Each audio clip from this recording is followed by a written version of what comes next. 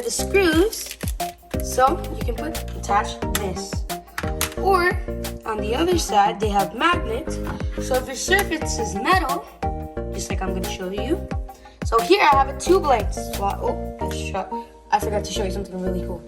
It's hand activated. Oh, give me a minute.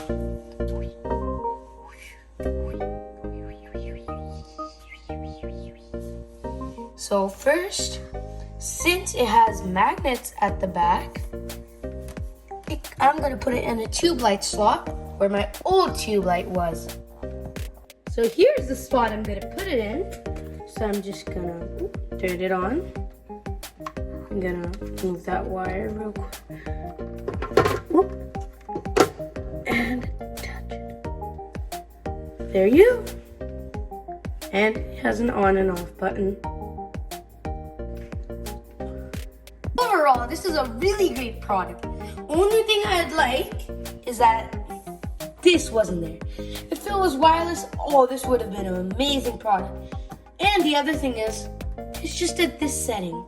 It can't get any brighter.